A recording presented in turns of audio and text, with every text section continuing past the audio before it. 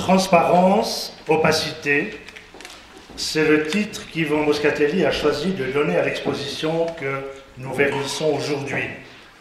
Mais c'est un titre parmi beaucoup d'autres possibilités.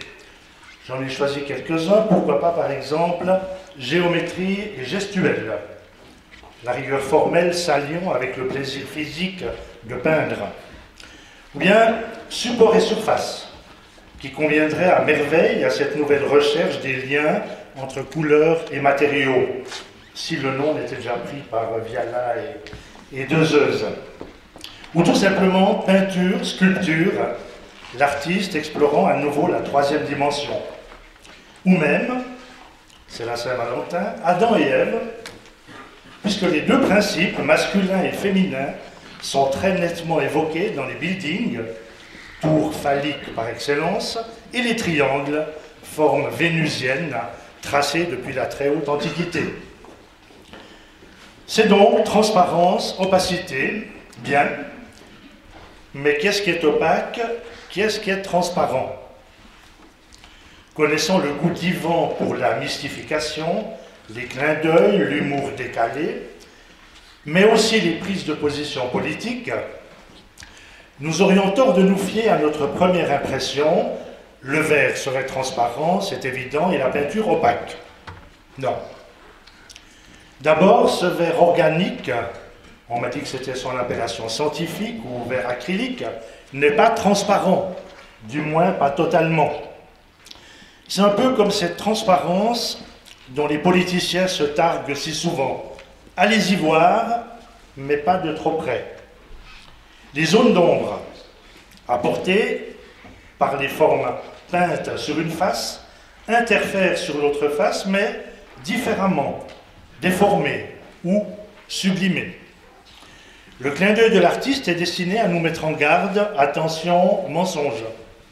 La transparence de ces parallélépipèdes rectangles, ce sont des parallélépipèdes rectangles, j'ai une prof de maths à la maison, donc la transparence de ces parallélépipèdes rectangles est de l'ordre de celle du banquier ou banqueroutier, du ministre, du journaliste, du député, du prêtre, tous exerçant des professions fort honorables et connues, vous le savez bien, pour la totale et absolue transparence de leurs activités. Penchez-vous sur ces sculptures de verre et vous découvrez des formes géométriques très belles, séduisantes, ainsi qu'une effervescence de gouttes de couleur qui accrocheront vos regards et vous dissuaderont d'aller voir derrière, c'est-à-dire le mur, la paroi, une réalité triviale, banale. Dans ces peintures, qui portent le titre générique de Un jour, toutes construites autour du triangle et de structures de bandes découpées, Yvan nous propose le même discours amusé et ambigu sur la notion de transparence. Le triangle évoque bien sûr le côté féminin des êtres et des choses. Je viens de voir, par exemple, ça évoque aussi les gelati Cervino, qu'on avait vu il y a quelques temps ici, ou alors, pourquoi pas, le A de amour, la Saint-Valentin. Mais c'est aussi le toit, la protection. Les gouttes qui parsèment l'œuvre, la face cachée des gouttes, comme il le dit, représentent les aléas, les accidents d'une vie humaine, les petites déchirures, les contrariétés, les ruptures, les méchancetés d'un voisin. Mais contemplez ces gouttes de plus près. Où se situent-elles? Sont-elles peintes sur le fond du tableau, sur la face interne de la vitre ou sur sa face externe? Yvan reprend dans cette exposition l'ancienne tradition du fixé sous verre, c'est son nom, une technique de la peinture appliquée sous le verre du tableau, le verre qui constitue d'ailleurs l'œuvre et la protège tout à la fois. Cette peinture populaire offrait ses paysages, ses scènes de la vie quotidienne ou religieuse, ses icônes richement encadrées, ses portraits, en alternative aux huiles sur toile plus bourgeoises. Mais ici, avec le jeu de la double vitre, les pistes sont à nouveau brouillées. Il y a le collage du fond, un motif sur la face interne du verre, un autre sur la partie extérieure, comme si l'artiste dissociait les éléments constitutifs de son propos pour mieux le faire apparaître. Ainsi, les fameuses gouttes ne sont pas peintes sur le passe-partout du fond, mais sur le verre, et si elle représente les aléas de notre existence, elle n'en forme aucunement la trame. Pour mieux nous raconter sa vision de la transparence, Yvon Moscatelli a innové dans la présentation de ses sculptures sur verre. Certains parmi vous se souviendront qu'en 1997, dans cette même galerie, il déployait une étonnante installation de très grande taille, une ville de buildings et de voitures miniatures, dans la salle ici. Aujourd'hui, les mêmes gratte-ciel sont devenus socles. De bois peint, il y en a aussi de granit noir des Indes et de marbre blanc, je les ai vus chez lui, ils ne sont pas ici. Dans une perspective constructiviste, il ne se contente pas d'élever les verres colorés à hauteur des yeux, il participe du concept de l'artiste. Ces verres que l'on dit transparents, mais qui ne le sont pas autant qu'on voudrait le croire, reposent sur des buildings, symbole par excellence des mégapoles, et mégalopoles aussi, et du capitalisme triomphant. C'est bien. Monument phare que les architectes veulent toujours plus haut, toujours plus audacieux. Et un beau jour, c'est le 11 septembre, qui nous oblige à porter un autre regard sur eux, sur notre monde, et nous ramène à l'histoire des civilisations, dont un chapitre important nous narre la construction de la tour de Babel et son échec.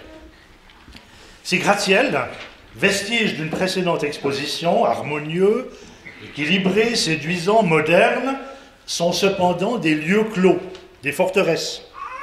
Vous n'y pénétrez pas, personne ne vous en a donné les clés. Ce qui se passe à l'intérieur vous est inconnu. Réduire ces manifestations du génie humain, ces œuvres d'art, à une simple fonction de socle, voilà qui est surprenant, voire iconoclaste. Mais c'est là le clin d'œil de l'artiste. Sans avoir l'air d'y toucher, en virtuose de la voltige, souvenez-vous qu'on l'a comparé une fois à un jongleur, un saltimbanque, il nous délivre avec maestria quelques vérités pas trop agréables sur notre monde contemporain. Aussi, un autre titre de cette exposition pourrait être « Attention fragile ». Fragilité de nos certitudes, de nos choix, de nos regards, les différents niveaux de lecture qu'elle offre, ses références tant historiques que politiques, au sens large du terme, mais aussi l'impression qu'elle a été conçue avec gourmandise, avec passion, nous invite à y entrer avec le même plaisir et la même délectation. C'est le plaisir que je souhaite. Merci.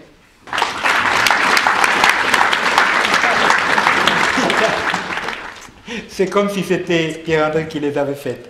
Je suis très touché, très ému. Je ne vais pas m'éterniser, simplement j'aimerais remercier quelques personnes, remercier la galerie bien sûr, de m'inviter pour la 10e fois ici, de me supporter aussi pendant un mois.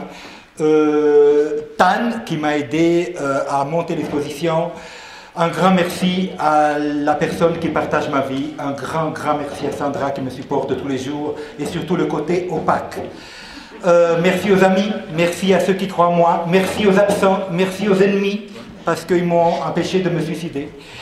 Et voilà, je voudrais simplement, sur le thème de l'opacité, pourquoi l'opacité et la transparence. La transparence, c'est ce que généralement un artiste expose. L'opacité, il le fait un peu moins. C'est le côté un petit peu sombre de sa personne. Souvent, l'artiste estompe son opacité derrière des œuvres qui se veulent transparentes. On a tous notre côté opaque, notre côté transparent. J'ai essayé de le traduire avec des matériaux. Dans le contexte du côté opaque, il ne faut pas avoir honte de le dévoiler. Chez l'artiste, il n'y a pas que les beaux jours de vernissage, les amis, les félicitations, les articles dans la presse. Il y a aussi le combat de tous les jours. Par exemple, le fait de devoir gagner la sympathie des médias, gagner le respect des confrères et des consoeurs, gagner l'intérêt du public, gagner la largesse des autorités locales. Voilà. À propos de gagner, pas plus tard que hier soir, j'ai reçu un SMS. Un SMS d'un ami que j'ai côtoyé à la fin des années 80. On a fait la fête ensemble, et plus que la fête. On a beaucoup discuté. Aujourd'hui, c'est devenu un personnage très important. Il est en poste à Washington, il est marié, il a 2 filles. Et il m'a envoyé un SMS hier, il m'a dit « Ivan, I can't come to your exhibition ». Et il m'a dit surtout, en anglais bien sûr, dis-leur une chose aux gens qui viennent, que soutenir les banques, c'est bien. Soutenir l'industrie automobile, c'est bien. Mais il faut marcher main dans la main avec la culture. Dis-leur qui crient haut et fort ce que j'ai crié durant ces derniers mois. Yes, we can! Merci.